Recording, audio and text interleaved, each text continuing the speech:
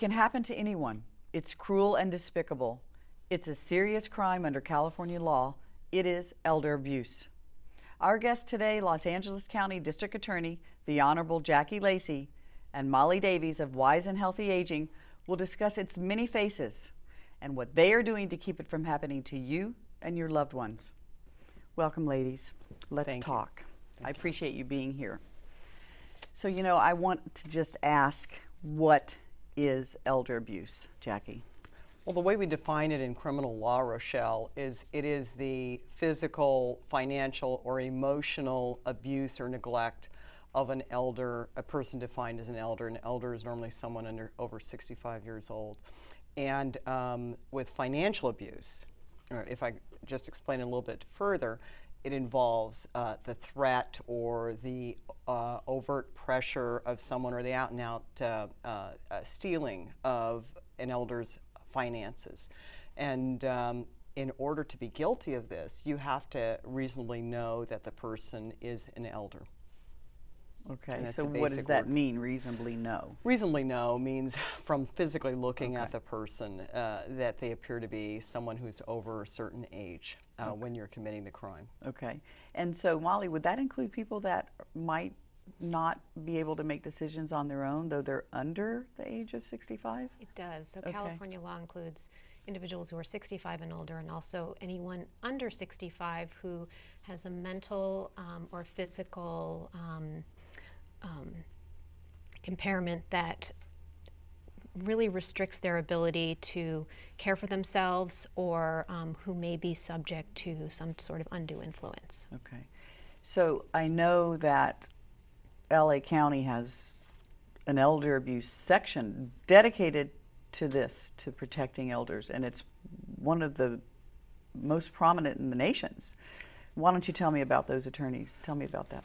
Well, you know, LA County has over 10 million people living in the county, and we're the largest, one of the largest counties in the United States. And so thinking about that, with our great weather, we attract a lot of people who are of a certain age, who are ready to retire. And we have a unit that they're dedicated to helping to investigate and prosecute those cases that we get. And there are a number of them. You know, they're very sad cases when you think about it. You know, a lot of times you're looking at someone who reminds you of your grandmother or your mother, and you know, many times they're just so terrified of even coming into a courthouse, being a witness and testifying. Our unit, we specially train people to be involved in it. We pick people who we know will relate to seniors well. And we train them on the law, we train them on techniques. Seniors do present an issue as witnesses, if you can imagine, with memory and details and identity. So our unit is the premier unit. We host a symposium one day a year where we train police officers. And we do an outreach campaign to try to really warn seniors, because they are being hit left and right with different scams, and they are vulnerable, and many of them are isolated. They're in their own home. They can't even run out for help. Right, and there's going to be more and more. We have an aging population. Absolutely. With baby boomers going into that population, we're actually going to see more and more people being abused in this fashion. And on the local level, at Wise is one of our local providers. Tell me, how are you getting the word out to older adults to be aware of this, and, you know, if they may be a victim, et cetera? What are you doing on the local level to educate? Well, Wise and Healthy Aging holds a contract for what's called the Elder Abuse Prevention Program throughout the city and county of Los Angeles. And we provide education to consumers, so elders and their caregivers, about how to protect themselves from becoming victims of abuse and neglect, with a focus on financial abuse, because it is so prevalent. And so we do presentations to consumer groups like independent living centers where seniors live congregately, to other groups, and we also host what we call senior action fairs, and that's where we bring together a small panel of expert speakers to talk to seniors, usually at a senior center, about the scams that are out there. And then we have it's kind of a fun day. So we have different vendors who aren't selling anything, but just information about how folks can protect themselves. Good. Yeah. So I know you mentioned one of the hurdles, I'm sure, is having a senior as a witness. What are some other hurdles? And if you can you share some example of some cases that you've had without Right. violating? We talked about the hurdles of memory, of even being intimidated by the criminal justice process. Sometimes the perpetrator of this abuse is someone close to them, someone who is caring for them, a child, a grandchild, someone that they really love and trusted, and there's a little bit of guilt with that, not wanting to be responsible for putting someone in prison. There is also just disbelief, shame, I think. With my mother, she was the victim of financial abuse, and we can talk about it when we get to that point, but she was embarrassed to tell her daughter, who's the top prosecutor in the office, that she was duped. She's embarrassed, right? She's ashamed. And so I think that prevents a lot of this from being reported, and it prevents a lot of them from even wanting to discuss it. It's embarrassing. As it is, aging in our country is such a difficult process, right? Because the messages are, we'll give you cream to help you look younger. Yeah, right. And so no one really wants to admit that they are getting older and accept and embrace all of the things that go along with aging. And so here you have almost a reluctant victim. Many people don't even like to be referred to as elders. They would prefer to be referred to as older Americans, which, that's fine too. But what's wrong with that, right? Well, what is society made wrong with that? Yeah. So there are a number of challenges, but we've come so far in LA County. We have a forensic center that even if we have a victim, for instance, with Alzheimer's or dementia, who has memory problems, we can look for other ways to help prove the crime and make sure that the person is accountable. Here's what makes people who abuse seniors so dangerous. They normally just don't target one senior. They keep going. They look for others. And so unless you stop them, they will continue to target others. And then what about the punishment? Does that stop them? Well, tell me about the punishment. Well, the for punishment these is crimes. tricky. Right now, of course, in California, we have realignment, which is the shift of prisoners from the state to the county level. With violence, of course, people can be punished, and we are in the LA County DA's office getting some substantial state prison sentences when it's physical. When it's financial, it's a little bit harder. People don't necessarily, the courts don't necessarily treat that in the same way.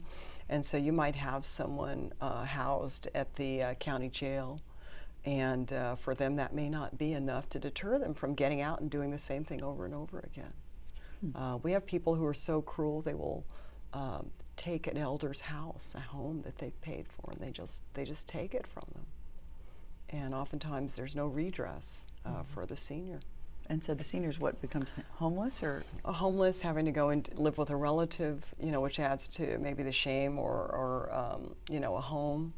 Institutionalized. A lot of bad things can So happen. what are you doing at WISE? What is WISE doing about just communicating what to look for? Well, part of a couple of things. So we have elder abuse resource guide that we provide to older adults and their caregivers, and it's a very simple guide that defines elder abuse in California very simply, and it gives the resources for all of the different types of abuse that could occur and where do they call if something happens to them. And it's categorized in a way that makes a lot of sense. So it gives a really great reference, and we do provide it to folks in the Elder Justice Network also who are investigating and prosecuting and have some hand in helping victims as well. And then, of course, we also have a information and assistance line at Wise and Healthy Aging, and we have somebody who specializes in elder abuse. So folks can call us and say, this happened to me, what do I do? Because often it might be a call to Adult Protective Services in the community to start the ball rolling, or to the Ombudsman program if the abuse occurred in a facility. But it might also be a referral to the Department of Consumer Affairs if it's an issue related to a consumer matter, or many other types of referrals. So we help sort of walk them through the process and ask series of questions to help determine the best route for them, and help explain the system to them. Talk to them about civil litigation versus criminal or other matters. You work with Jackie's office, the two of you. I know We that do. you We do. do. Yeah. And so you work together to educate the community. Now, you mentioned ombudsman. Maybe some of the viewers don't. Can you just briefly tell us what the ombudsman program is? Sure. The Ombudsman program, it's the Long-Term Care Ombudsman program, and it's a state and federally mandated program that advocates for the rights of residents who reside in long-term care facilities, so skilled nursing facilities and assisted living or board and care facilities. We identify and investigate complaints made by or on behalf of residents in those facilities, everything from eviction issues to the food is too cold to elder abuse matters. So in California, we're one of 5 states that the Ombudsman program is one of the investigators of abuse and neglect in long-term care facilities. Well, that's good to know. Yeah. Because, I mean, I know that there's not, what is the percentage of older adults that end up in nursing homes?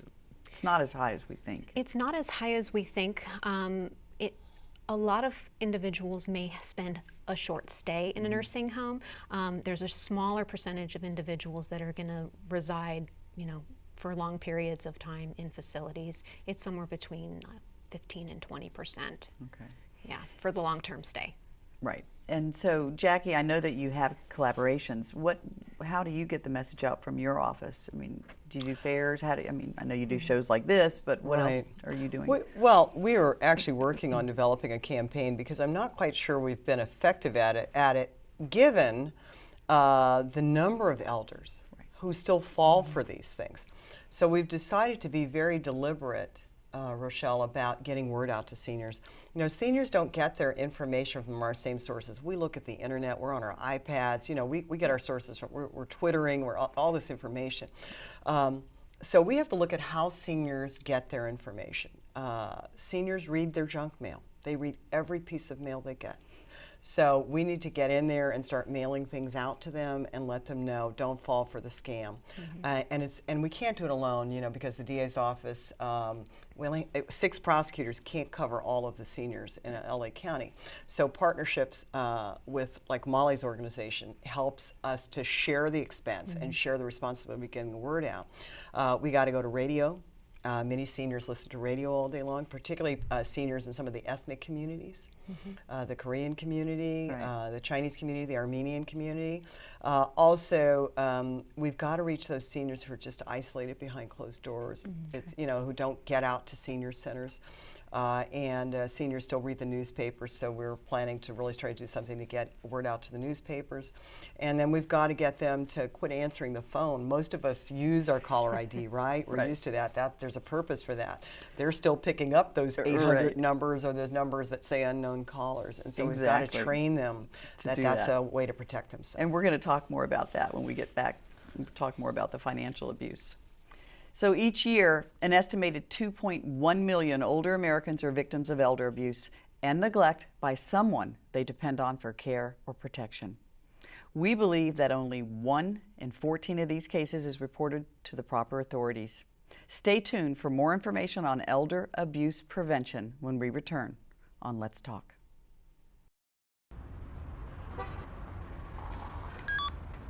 Hey Mom, yes I'm home, saved you some dinner.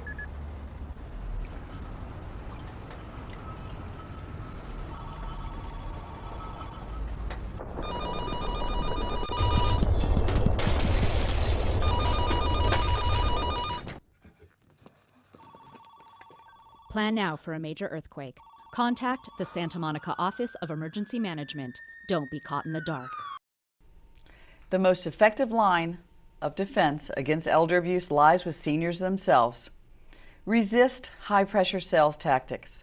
Take time to make decisions only after discussions with trusted friends and family. Do not be a victim. Jackie Lacey, LA County District Attorney, and Molly Davies of Wise and Healthy Aging are providing invaluable guidance in protecting you and your assets from this type of crime.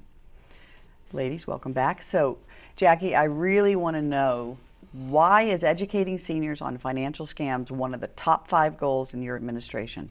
Well, a couple of things. Personally, this came to my attention last year when I got a call from my mother, who had received one of these calls that said, look, your grandson is in jail in England. Can you wire, $10,000 to this address and don't tell anybody? And she actually went to the bank, got the money, went to Western Union, wired it, and then she thought to call my nephew on his cell phone to see if he had made it out of jail. Well, he was in Florida. He was not in England. But he had been in England. He had posted things on Facebook. And he had posted information about his grandmother and all of our family. So the crook had all this information, armed with it, managed to get my mother's phone number and call her, because you can find out pretty much anything on the internet. And he was so convincing. So I went and talked to her about it, and I realized, because my mother is a widow. My father died in 2009, and I thought I was keeping up with her. I visit. We talk about financial matters all the time. I tell her, don't talk to anybody, don't give out any information, and yet she fell for it hook, line, and sinker. So if a prosecutor's mom can fall for it, it occurred to me that so many other seniors who may not have a lot of information about the scams could also fall for it. And I discovered it was true. It was why my uncles, I checked in with, I have an uncle who's 90, checked in with all these seniors, and I thought, you know what, this is important. Yeah. It's just as important to protect this population the way we protect children from abuse. And we can absolutely stop a lot of the financial abuse if we let seniors know about all these common scams, if we let them know and empower them and tell them, don't be ashamed, call this in, let the cops know. What are some other scams?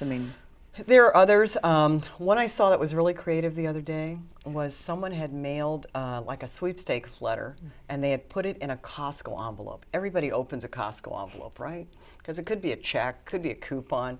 Right. They had recreated the logo of Costco, put it on an envelope. The person opened it up, and it said, call this number, keep it highly confidential. You've won a bunch of money. And if you call that number, they want you to wire in, the fee, the tax, whatever first, and you will never see that money. And they even had a check. They even had a $3,000 check in this envelope. Well, the check is no good. But if you're not a senior, you don't ask, you don't know, you think, hey, this money just fell into my lap. So that's one. I know there are seniors who get phone calls every day. Don't answer the phone if the